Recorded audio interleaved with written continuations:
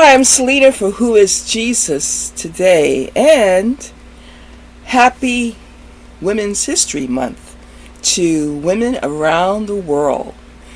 And I know that depending on where you are in the world today, that this month will have a different type of feeling, and there will be different types of social norms, and it's just not the same as it used to be, but there are people who are celebrating this month, and there are different perspectives about what it is to be a woman in certain parts of the world, that type of a climate that we are living in that pertains to women's issues and women's culture.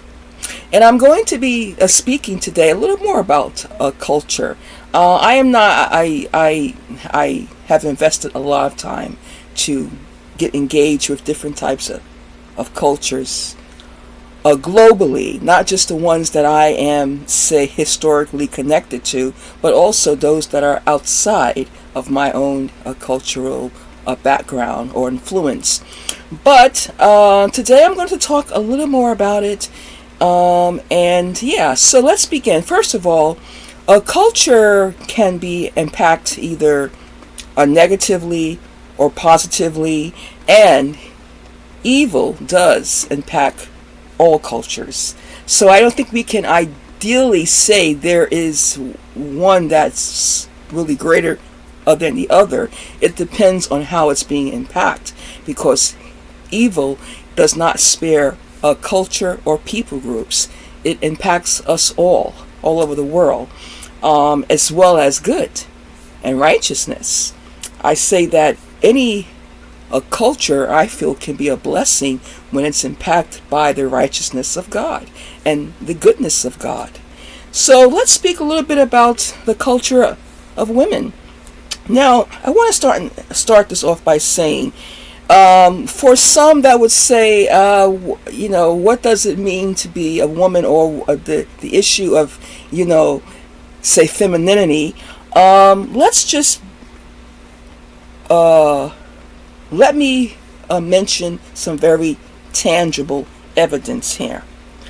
Obviously, whether people want to ignore it or not, colors, fashion, names are all historically ingrained in a lot of societies, and it contributes to views on gender. For example, today, I am wearing kind of a rosy pink. I also love, by the way, blue. How many women in the world really love blue and look amazing in blue? However, we still know that when we have a baby boy born, often they'll say, blue has become a representative for baby boys, the same way pink has become representative for baby girls. And for those who want to say out there, well, we don't want to deal with that. You can wear whatever color you want. I know there's times I like to wear brown, I wear blue, I wear black. I love to wear a lot of purple. And there's times when I'm feeling more of, I just want to express a lot of my, say, a feminine vibe. I do like to put on pink. That is where I am, say, psychologically, but that was also ingrained in me as well, right, through a culture. So obviously there is such a culture of representation of identity for women, because I'm speaking about myself today, that does involve certain types of color, fashion, cosmetics, hairstyles, and this is all historically ingrained in us, whether we want to believe it or accept it or not. It is, and you'll see why. Because there's also a segment of the population who wants to identify with women's roles and identity. They also adopt these colors, fashion, cosmetics, and changing their names. so that they can be more representative of what it means to be a woman. Let's begin.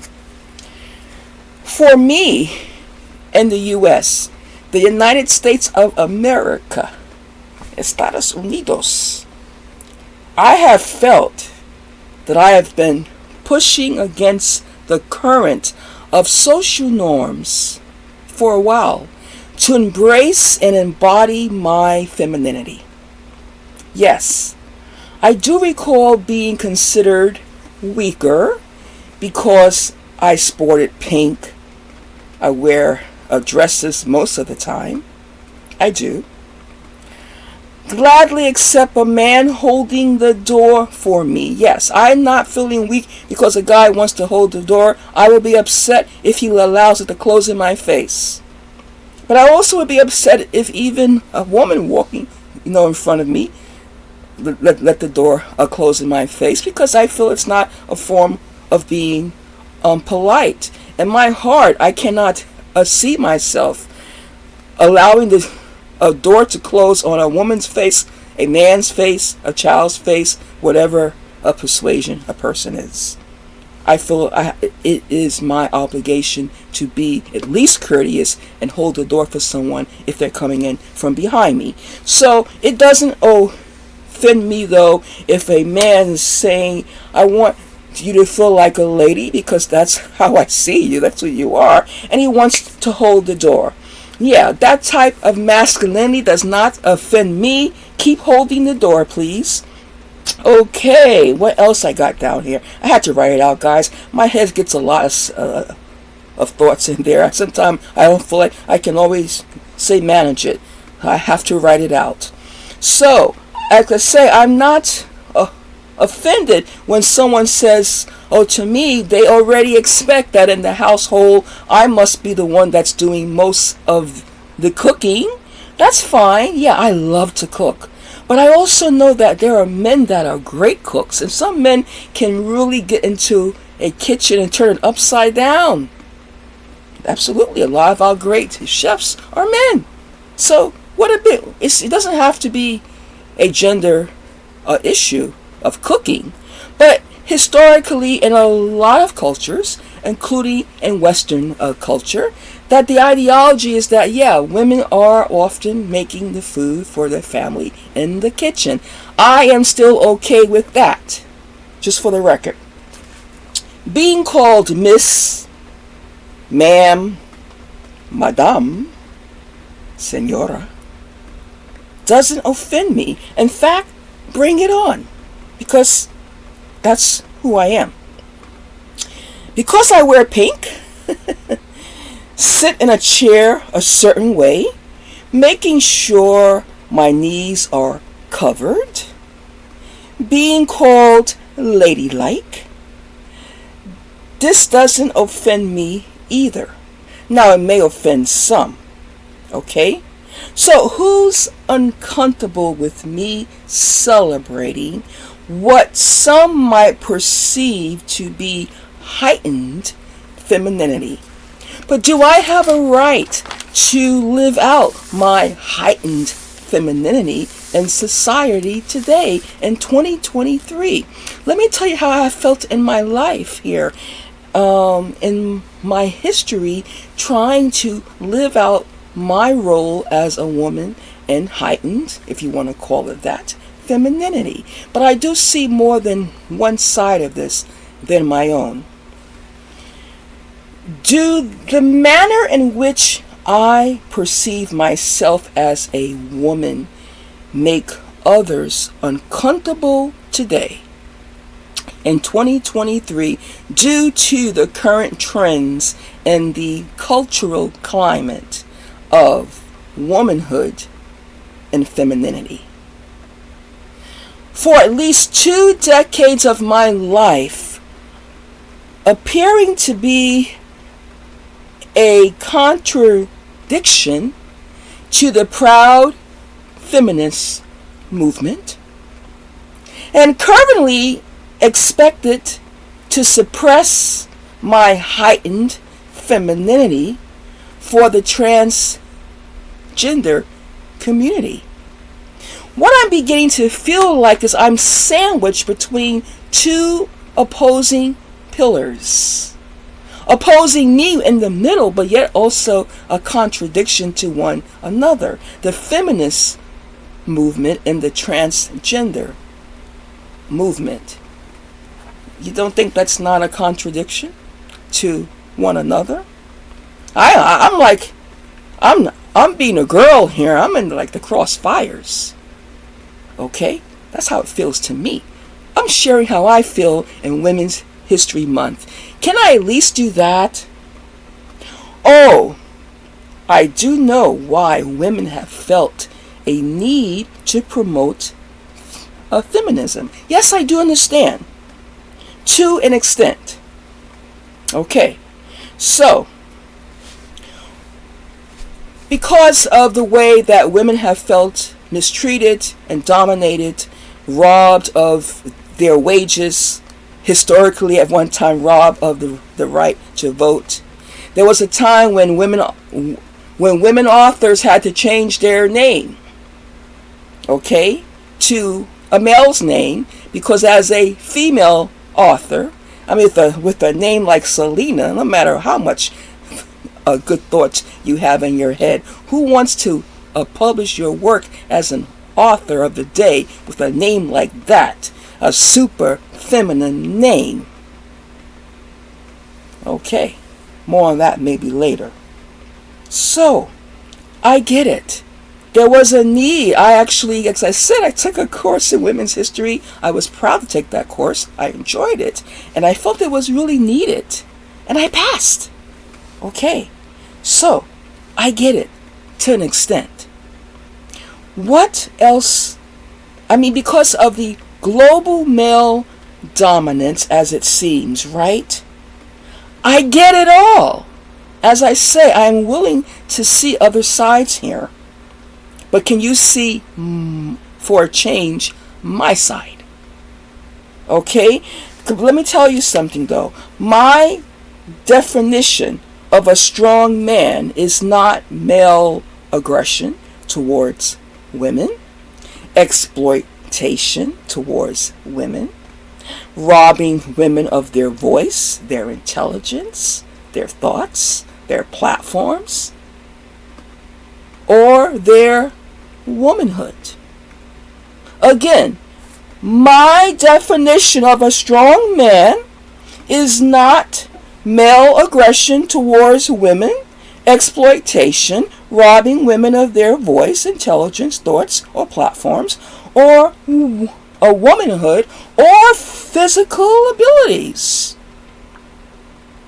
Wouldn't you say that that type of behavior is what we can consider weak power? Weak power.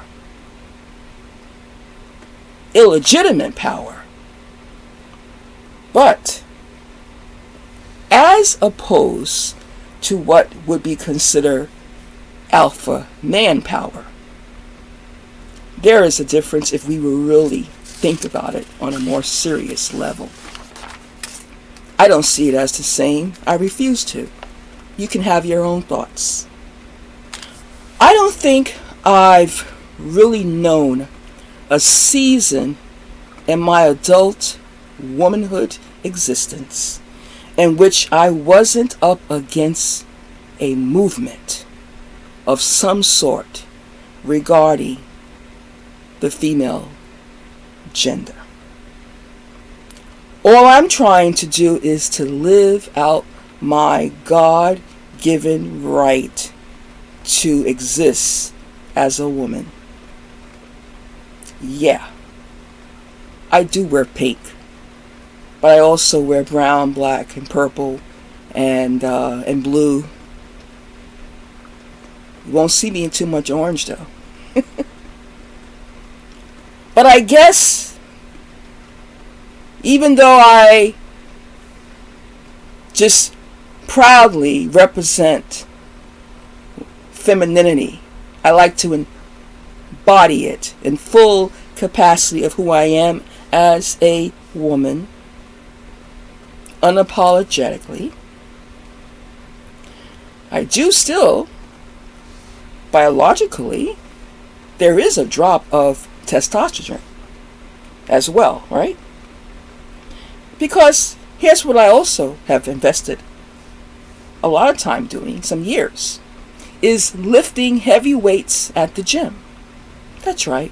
Lifting heavy weights at the gym. Because see, I look at it this way. After all, girls in pink might need to defend themselves sometimes too. Okay? So, I get it, ladies. I know. I understand. At times we do have to defend ourselves intellectually and physically. And I would like to say, I feel that today, for the first time in my history as a woman celebrating women's history, I feel like it's even a new, say, a new current, a new cultural trend, having to defend myself for how I was biologically made. Okay? Like, I mean, honestly. So here I am, a younger woman in my history, because of my precious mom also showing me and encouraging me always to be a lady. Yes, that was a part of my upbringing. It is a cultural norm for me. I don't expect women around the world or the U.S. to say, oh, you got to put flowers in your hair and wear bright colors and a dress every day to prove that you are a woman. No, who can take away from you how you were born? But I'm saying that this is an expression of mind. This is like another attachment to who I am biologically, but at the same time I want to celebrate it. How does it get celebrated? Well, yeah, like I said, colors, fashion, names, right? Okay? How we fix ourselves up. Overall, if we are honest, historically and globally, there are certain attributes that are considered what is the norm in society to be a representation of what it means to be a lady. Right? You see? I'm not wearing a tuxedo now. I will not buy a tuxedo. You will never see me in a tuxedo. You'll see me in a dress. You'll see me wearing flowers. But you won't see me put on a mustache and a tuxedo. Why? Because it would not be representative of who I represent and who I am. You get it? Doesn't matter how hard we try to abolish and say that certain cultural norms in our society doesn't exist and was just all man-made. Well, people are still flowing on it because, yes, if you want to change your identity from one to the next, then you also tend to change your representation by changing your names, the type of clothes you wear. You change your entire wardrobe. Not all, but some. Okay. So the conditioning is real. Okay. Now I'm going to say again that celebrating Women's History Month, I like to say to all the women around the world, and I am definitely walking in and walking out my God-given right of femininity. I give all the glory and the honor to Jesus for making me who I am, the way that He has created me to be. And I say for all of you to do the same. You know how you were created. You know. I mean, you just know. What other stages that you would come to in your life to make those changes. Yes, I am aware of that. But we all know how we were formed originally and created. And so I would like to just say, hey, people can say they have all kinds of struggles out there, but you have to understand, I don't recall a time in my history as a woman where there wasn't some type of movement. And even for the movements that were supposed to ultimately make my life smoother and fairer as a woman, hasn't always really done that. You see? Because there's times when I have also gotten some a backlash or been a contradiction to what it really means to represent a strong woman. Well, let me tell you something. If I'm going to be a woman, it's not how I look, but it's going to be from the inside, internal. Jesus on the inside, working on the outside. My strength is in the power of the Lord that is in me. Yes. But I still have to say, I love lifting weights, heavy weights. Because like I say, even us girls that wear pink, we never know when we're going to have to use some of our physical strength as well. That's the society that we're living in. So those are my thoughts today regarding women's history. Take it for what it's worth. You could agree or you could disagree. Yeah, it's okay. No love loss. But as for me and my house, we will serve the Lord, and I'm going to live out my life the way that I feel the Lord wants me to live it out. And I know it's in His love. Okay? So, in all love to you out there in the world, women around the world, you can like and subscribe as you wish. And until next time, we meet again. Shalom.